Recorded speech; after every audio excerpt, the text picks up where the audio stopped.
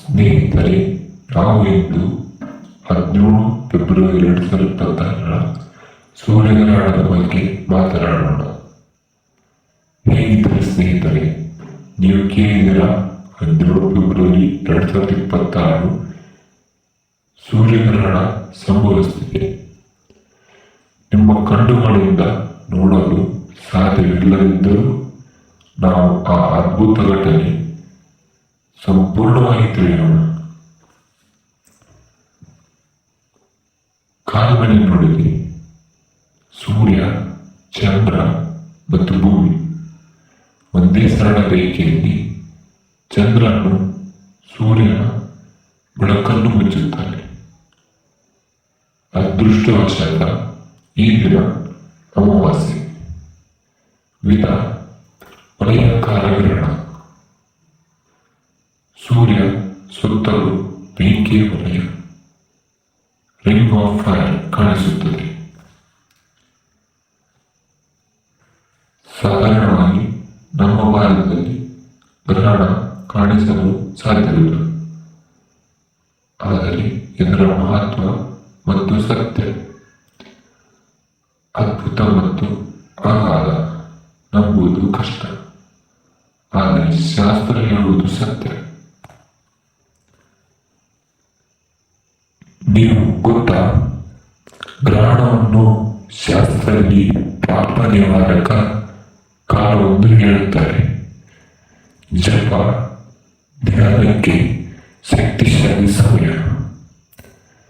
ದೇವರ ನಾಮಸ್ಮರಣೆ ಅತ್ಯಂತ ಫಲದಾಯಕ ಮತ್ತು ಇಂಥ ಸಮಯದಲ್ಲಿ ಮಾಡಿದ ಯಾವುದೇ ಚಿಂತನ, ಧಾನ್ಯ ಅಥವಾ ಕಾರ್ಯ ನಿಜಕ್ಕೂ ಶುಭಕರವಾಗುತ್ತದೆ. ಆದರೆ ಎಚ್ಚರಿಕೆ ಬೇಕು. ಗ್ರಹಣ ಸಮಯದಲ್ಲಿ ಕೆಲವು ಕೆಲಸಗಳನ್ನು ತಪ್ಪಿಸಬೇಕು.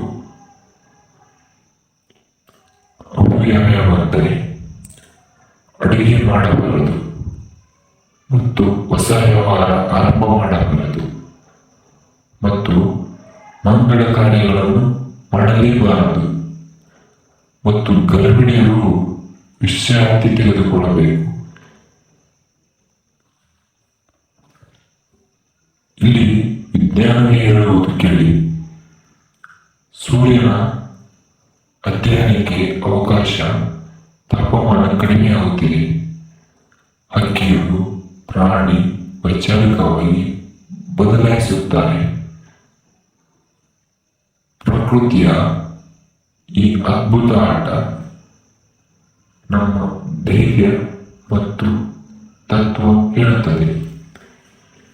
ನೀವು ನೋಡಿದ್ರೆ ಆಶ್ಚರ್ಯ.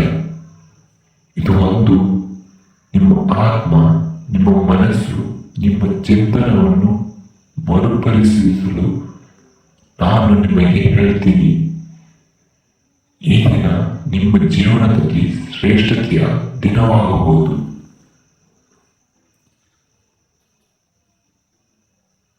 ಸೂರ್ಯಗ್ರಹಣ ಬೇರ್ಪಡುವುದೂ ಇಲ್ಲ.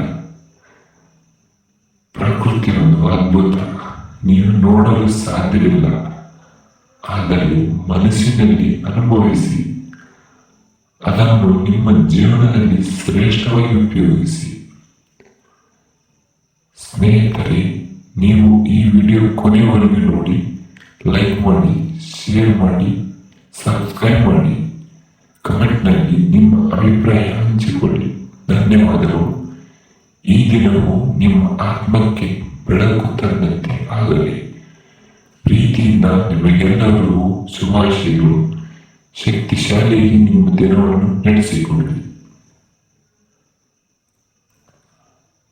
ಇದೇ ತರ ವಿಡಿಯೋಗಳು ನಿಮಗೆ ಬೇಕಾದರೆ ನಮ್ಮ ಚಾನಲ್ ಅನ್ನು ತಪ್ಪದೆ ಸಬ್ಸ್ಕ್ರೈಬ್ ಮಾಡಬೇಕು ಸ್ನೇಹಿತರೆ.